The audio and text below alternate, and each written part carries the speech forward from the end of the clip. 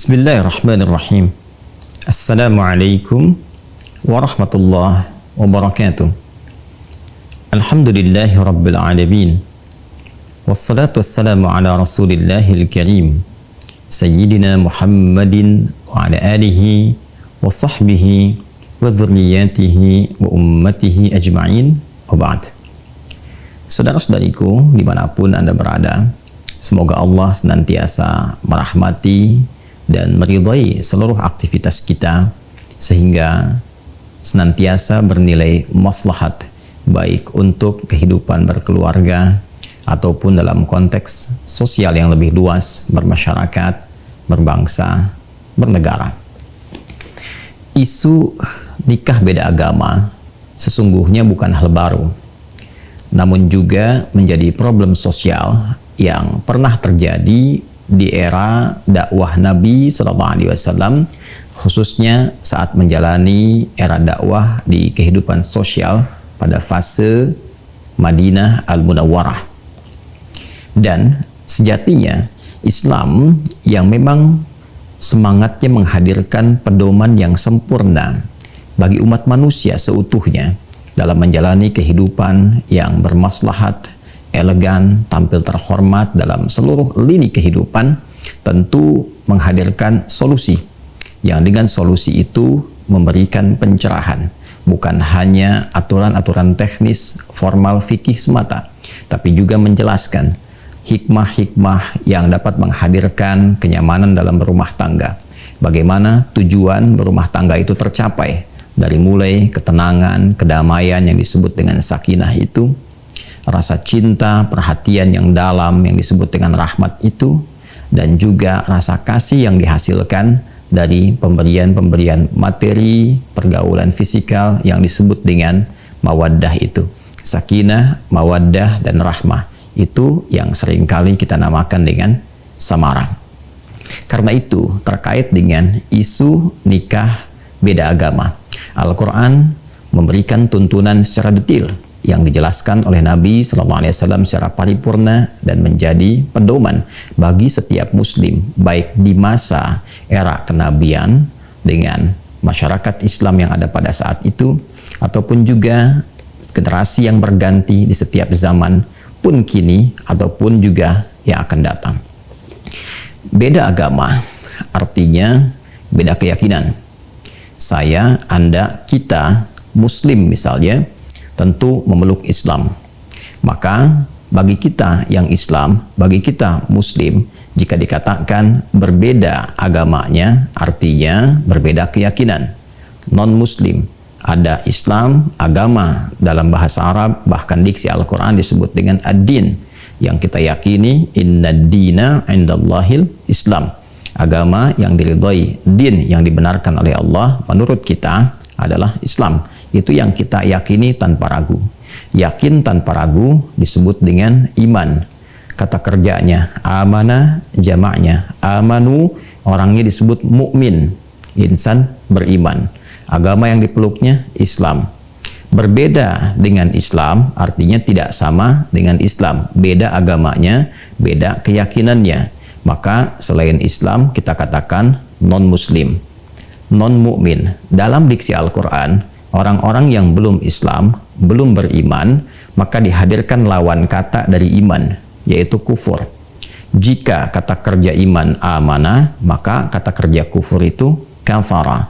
Jika orang yang beriman itu mukmin, maka orang yang belum yakin, yang menutup diri sehingga keyakinan belum sampai kepada hatinya, bahasa lembutnya itu bernama kafir. Jadi ada mukmin, ada kafir, ada muslim, ada kafir. Dan ini bahasa standar yang orang-orang jahiliyah pun, bahkan yang ingkar pun, bahkan yang menjadi lawan langsung dari Nabi SAW memahami bahasa ini dengan pemahaman biasa, bahkan menyadari sepenuhnya dan menerima, karena memang dihadirkan dengan diksi yang sangat lembut, diksi yang sangat mencerahkan dalam arti memahamkan. Jika memang ada yang beriman, mereka menerima risalah Islam, yang belum menerima menutup diri, memang bahasa Arabnya disebut dengan kafir. Jadi ada mukmin, ada kafir. Nah, yang kafir ini, yang belum beriman ini, yang belum berislam, oleh Al-Quran itu dibagi dua bagian. Ada yang termasuk dari bagian ahli kitab. Ada pula yang bukan termasuk dari bagian ahli kitab. Musyrik secara umum. Jadi kafir itu ada golongan ahli kitab, ada golongan musyrik. Musyrik dalam arti menjadikan Tuhan-Tuhan selain Allah Subhanahu wa ta'ala, menuhankan selain Allah Subhanahu wa ta'ala. Baik bersamaan, ada yang mengatakan Tuhannya adalah Allah, tapi meyakini ada Tuhan lain selain Allah. Atau yang menepikan Allah, meyakini Tuhan selain Allah. Itu musyrik secara umum. Sedangkan ahli kitab adalah umat yang secara genealogi tersambung kepada golongan Bani Israel. Hamba-hamba yang tersambung kepada umat-umat nabi-nabi yang seluruh nasabnya tersambung kepada Nabi Ibrahim alaihissalam, dari jalurnya Ishak alaihissalam ke Nabi Yakub, Nabi Yusuf, terus selanjutnya sampai ke Musa alaihissalam, kemudian juga ada Daud, ada Sulaiman, sampai nanti ke Nabi Isa alaihissalam. Umumnya dari jalur ahli kitab ini nanti melahirkan Yahudi dan Nasrani. Disebut dengan ahli kitab karena memiliki sifat.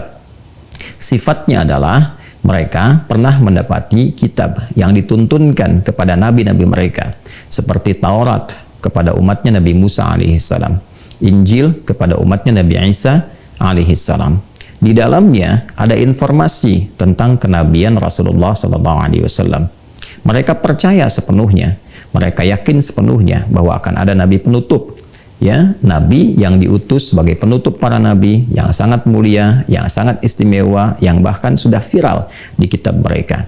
Dan ini dilestarikan informasinya di dalam Al-Quran, baik itu harapan mereka sebelum nabinya hadir, seperti di Quran surah kedua Al-Baqarah di ayat 89 dan ditegaskan kembali di ayat 101. Di ayat 89 Allah menegaskan bahkan walamma ja'ahum kitabum min indillahi musaddiqul lima ma'hum wa kanu min qablu yastaftihuna 'alal ladzina kafaru falamma ja'ahum ma 'arafu kafaru bih fala'natullahi 'alal kafirin.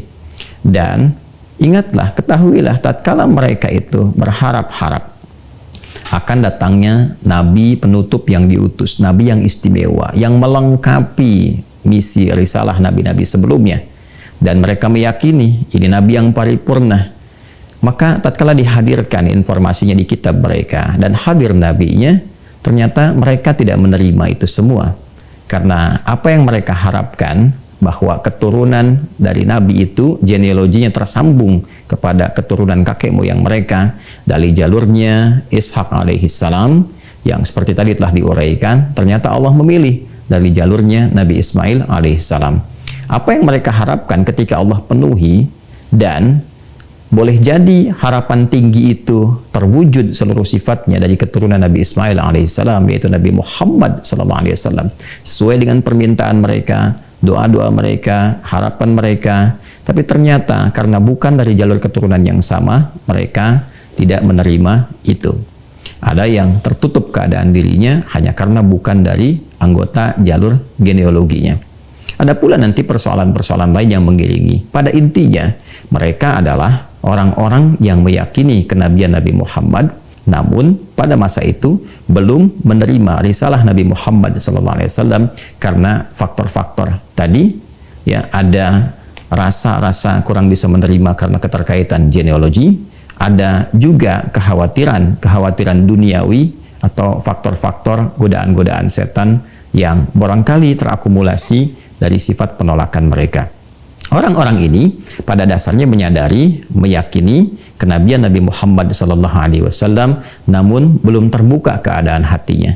Nah, ini adalah golongan ahli kitab.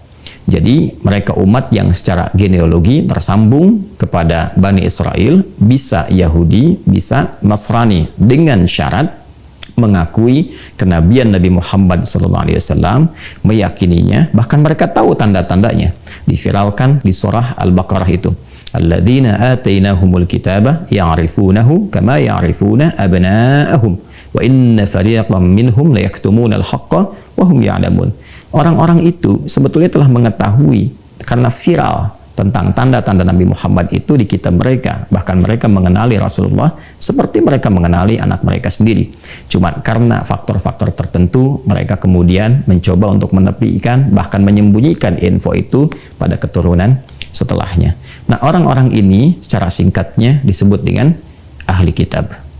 Selain dari itu, walaupun mungkin ada yang menyandarkan dengan keturunan dari Yahudi, ataupun mungkin juga keturunan dari Nasrani yang kelak kemudian juga akan melahirkan diksi yang baru yaitu Kristen.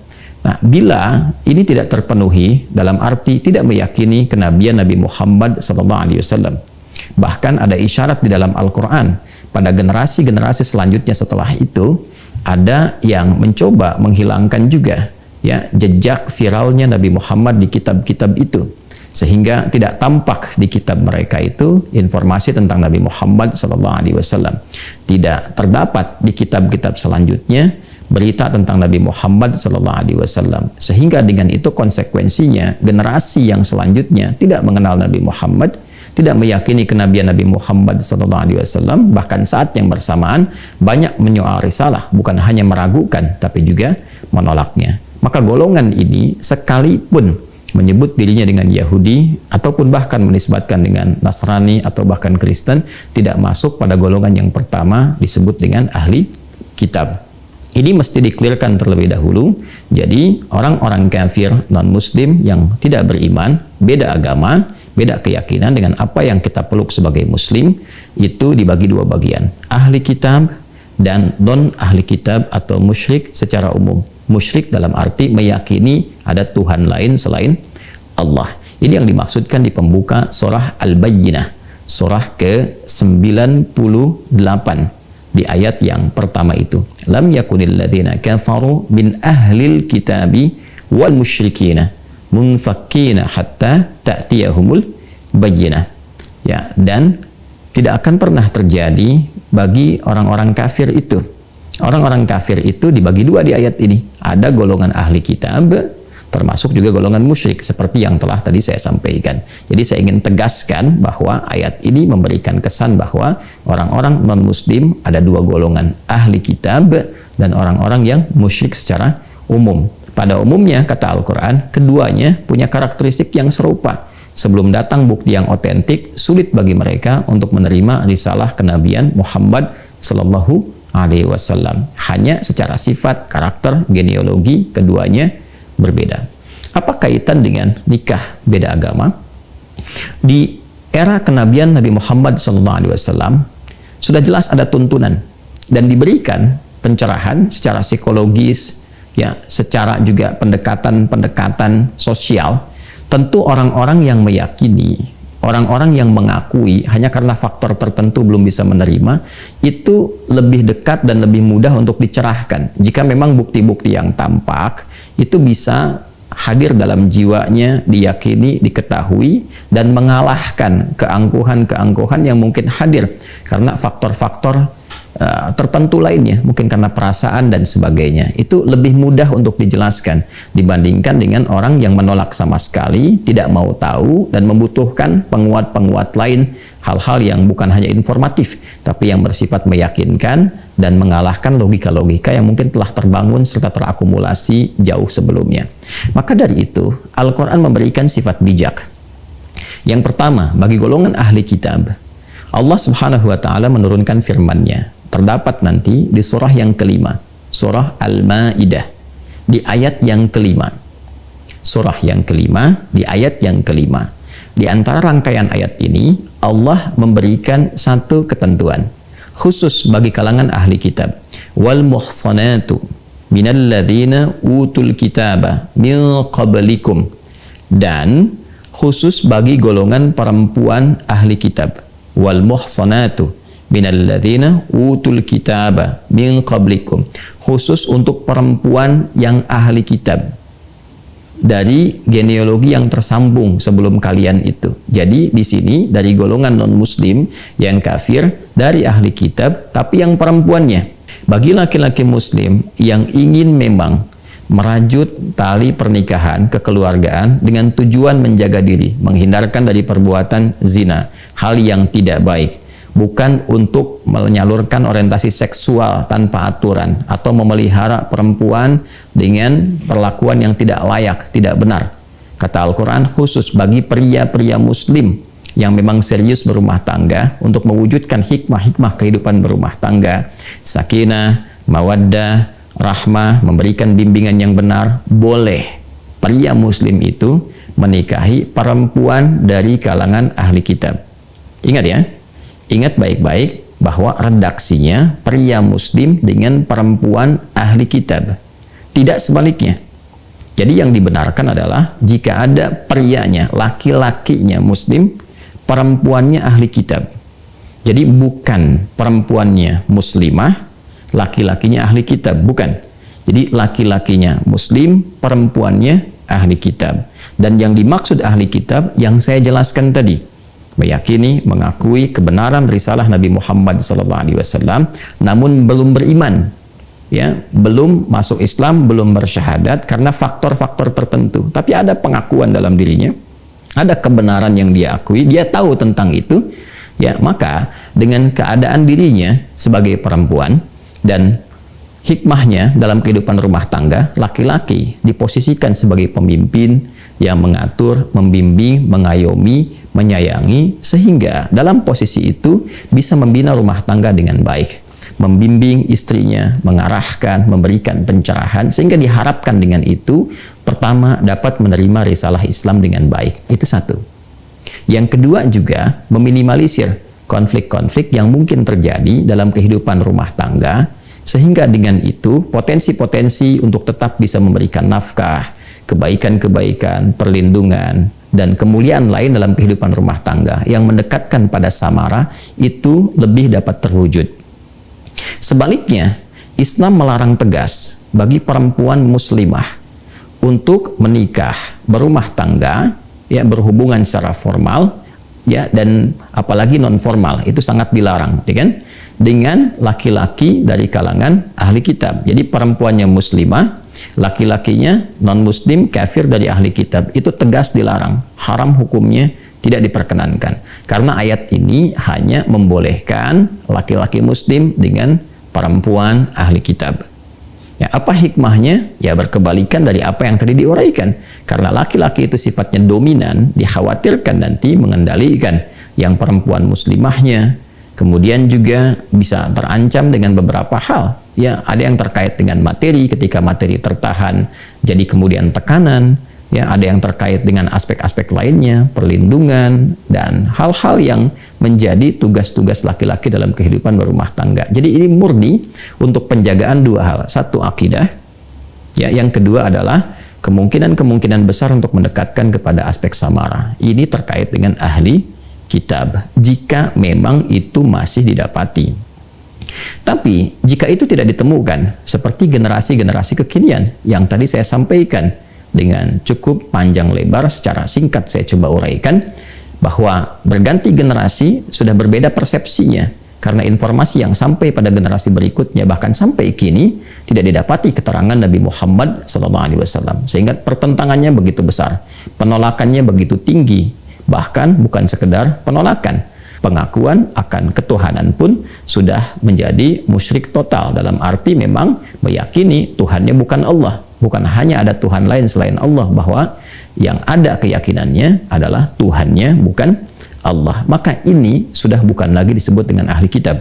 Sekalipun boleh jadi ada yang menyematkan dirinya dengan nama Yahudi atau bahkan Nasrani, atau disebut juga sekarang, ya, berbeda dengan Nasrani, ada diksi lagi, yaitu Kristen. Nah, jadi Kristen saat ini jika tidak mengakui kenabian Nabi Muhammad SAW, jika tidak kemudian mengimani Nabi Muhammad SAW sebagai nabi penutup dan meyakini bahwa Allah itu Subhanahu wa taala sesungguhnya adalah Tuhan, walaupun barangkali ya ada meyakini Tuhan selain Allah, nah, itu tidak masuk dalam kategori ahli kitab. Apalagi jika memang sudah menolak Allah sebagai Tuhan, Nabi Muhammad itu bukan nabi, bukan rasul, ya, dan seterusnya, dan menganggap Islam totally different, sangat berbeda, maka itu tidak masuk dalam golongan ahli kitab. Maka tidak berlaku hukumnya yang di Al-Maidah ayat kelima. Maka Allah menurunkan ayat khusus di dalam Al-Quran surah kedua Al-Baqarah di ayat 221. Allah berfirman, "Wala tankihul musyrikati hatta yu'min. Wala amatun mu'minatun khairum min musyrikati walau a'jabatkum. Wala tunkihul musyrikina hatta yu'minu. Wala 'abdun mu'minun khairum min musyriki walau a'jabakum. Ulaika yad'una ilan nari wallahu yad'u ilal jannati wal maghfirati bi'idznih." Dan janganlah kalian menikahi perempuan yang musyrik. Artinya golongan kedua dari non-muslim, dari yang belum beriman. Sampai perempuan-perempuan itu beriman.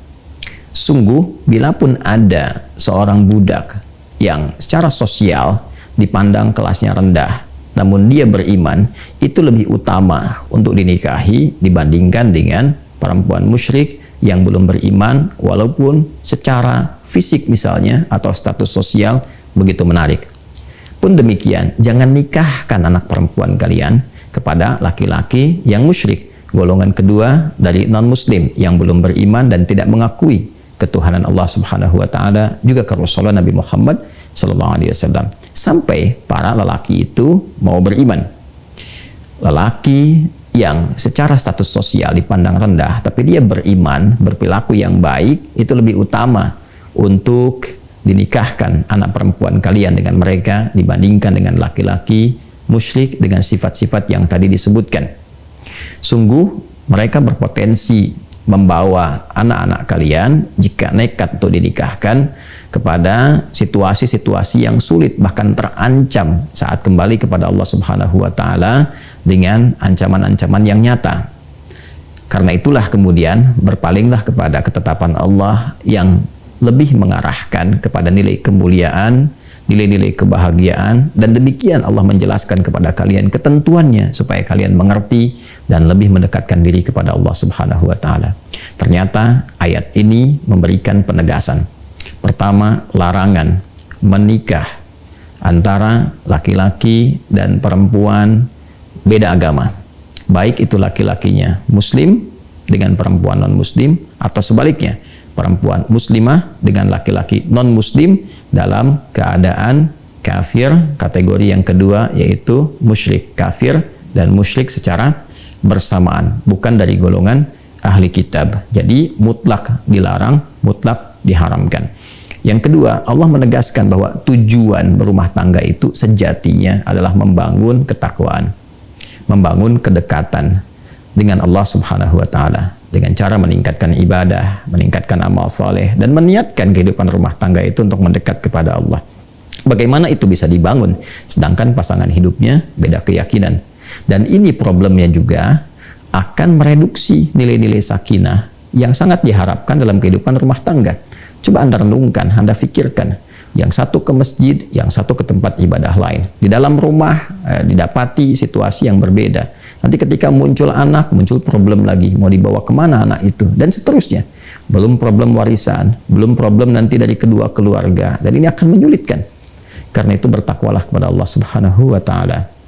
Hidup kita itu terbatas, sementara kita itu hanya bertugas, satu saat kembali kepada Allah Subhanahu wa taala.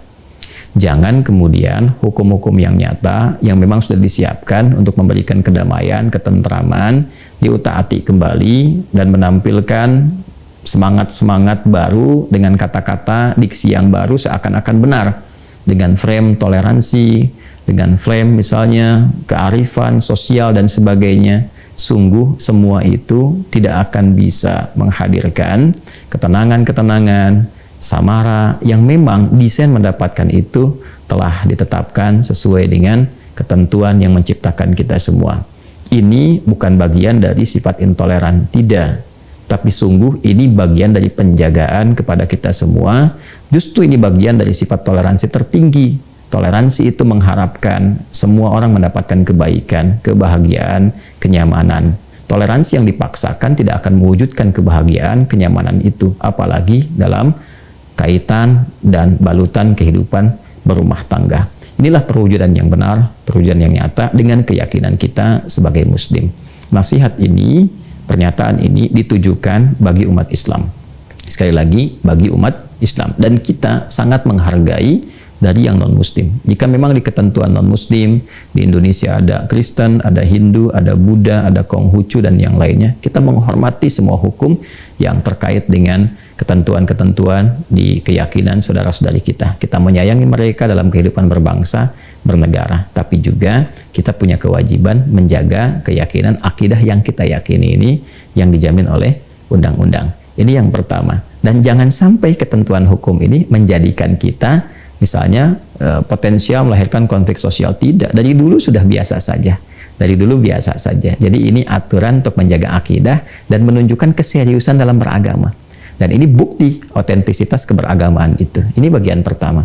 Yang kedua, saya pun ingin mengajak kepada rekan-rekan di ulama, di para ustadz, kiai, habib, ya, agar bersikap lebih objektif, satu, lembut, tapi dalam saat yang bersamaan juga tegas menyampaikan nilai-nilai agama yang terkait dengan aspek akidah.